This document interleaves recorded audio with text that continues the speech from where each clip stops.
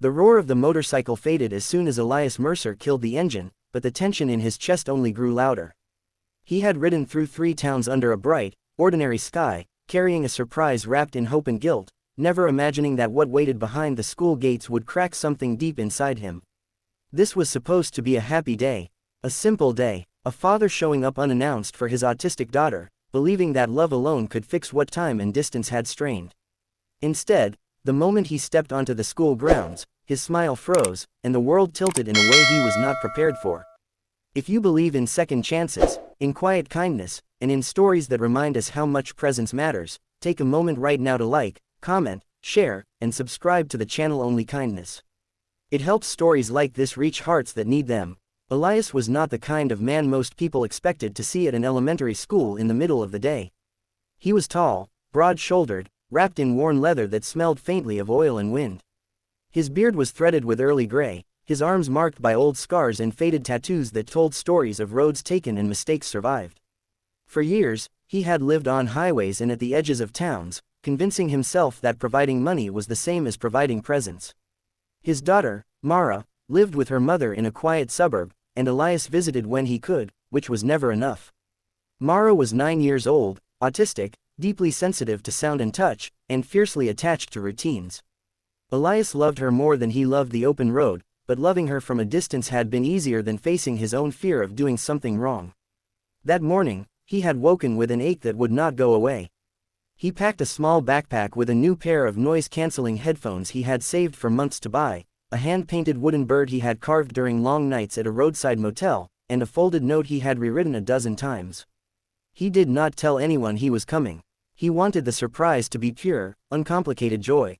He wanted to see Mara's face light up, to prove to himself that he was still someone she could rely on. The school sat under a wide blue sky, cheerful banners fluttering near the entrance, children's laughter drifting across the playground. It all looked normal, safe. Elias signed in at the front office, feeling out of place among pastel walls and bulletin boards, then followed a hallway toward the courtyard where recess was underway. His boots echoed softly on the tile, each step carrying a mixture of excitement and dread. He spotted Mara almost immediately, not because she stood out loudly, but because she stood alone. She sat on the far edge of the playground, perched on a low concrete bench beneath a thin tree, her hands pressed over her ears. Her backpack was on the ground beside her, slightly open, the straps twisted. Around her, life moved without slowing. Children ran, shouted, clustered in small groups. A teacher stood at a distance, her attention divided among too many bodies. What Elias saw next made his chest tighten painfully. A group of older kids lingered nearby, close enough to matter, far enough to avoid immediate notice. They mimicked Mara's rocking motions, exaggerated their faces, laughed when she flinched at sudden sounds. One of them kicked a ball in her direction on purpose, watching with amusement as Mara startled and curled in on herself. No one intervened. No one noticed the small, quiet suffering unfolding in plain sight.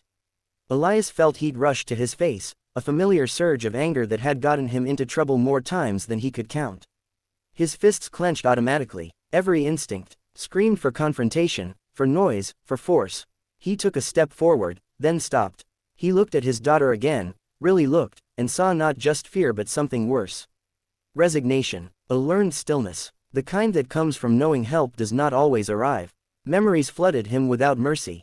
Nights when Mara was younger, overwhelmed by the hum of traffic or the buzz of fluorescent lights, crying until her small body shook. Times Elias had stepped outside instead of staying, telling himself he needed air, leaving her mother to handle it alone. The excuses he had made, the absences he had justified. Standing there now, he understood with crushing clarity that this moment was not an accident. It was part of a pattern he had helped create by not being there enough to advocate, to listen, to insist on better. He forced himself to breathe, to slow down. Charging in would only escalate things, might frighten Mara even more. He adjusted his jacket, wiped his hands on his jeans, and walked toward her deliberately, each step measured, visible, non-threatening. He knelt a few feet away so he would not loom over her, lowering himself to her level in a way he had learned mattered. Mara noticed him gradually, as she did with everything. First the shadow, then the familiar shape, then the scent of leather and pine soap she associated with safe rides and quiet talks. Her hands loosened from her ears. Her eyes widened, uncertain at first, then softened. The tension in her shoulders eased just a little. Elias felt something inside him break and mend at the same time. He sat with her in silence, letting the noise of the playground wash over them. He did not rush, did not touch her until she leaned slightly in his direction, a small permission he had learned to respect. He took the new headphones from his bag and set them gently beside her. Mara reached for them, put them on, and the world visibly calmed for her. The chaos dulled, her breathing evened out. Around them, the group of kids grew bored without a reaction and drifted away. The teacher glanced over, noticed Elias for the first time, and approached with an apologetic expression, suddenly attentive. Elias listened as she explained policies and challenges, her words blurring together. He nodded, but his focus remained on Mara, on the way her fingers traced the seam of her jacket, grounding herself. When recess ended, Elias walked with Mara back inside. The hallway lights were bright, but she tolerated them better with the headphones. He was invited into a small conference room where the school counselor joined them, her tone careful, her posture guarded. Elias surprised himself by staying calm. He spoke about what he had seen, about his daughter's needs, about his own failures. He did not threaten, he did not shout, he asked questions, he listened, he insisted, quietly but firmly, on a plan. The meeting stretched longer than he expected. Accommodations were discussed, supervision was reassessed, a commitment was made to do better. Elias knew words were easy, but he also knew that presence made people accountable. He promised to be more present. Not just today, not just when guilt pushed him through the school doors, but consistently. The rest of the day unfolded differently than Elias had imagined. Instead of a quick surprise and a ride home, he stayed. He volunteered to help in the classroom, sitting at the back, watching Mara from a distance as she worked on a puzzle with careful concentration. He noticed how often she glanced toward him, checking that he was still there. Each time he met her eyes and nodded, her posture straightened a fraction, confidence growing in small, fragile increments. At lunchtime, he sat with her in a quieter corner of the cafeteria. He unpacked the wooden bird and placed it on the table. Mara's fingers hovered, then closed around it reverently. She smiled, a soft, private expression that did not need words. Elias felt tears prick his eyes and did not bother to hide them. By the time the final bell rang, the sun had shifted, casting long shadows across the parking lot. Elias walked Mara to her mother's car, promising to call, to visit, to show up. Not as a biker passing through, but as a father anchored in his child's life. As the car pulled away, Mara pressed the wooden bird against the window, holding it up like a signal. Elias stood alone for a moment, helmet under his arm, the school behind him quieter now. He realized that the shock he had felt that morning was not just about what he had seen others do to his daughter. It was about what he had allowed by being absent. The road would always call to him, but now it had competition. A deeper pull, a responsibility he was finally ready to shoulder.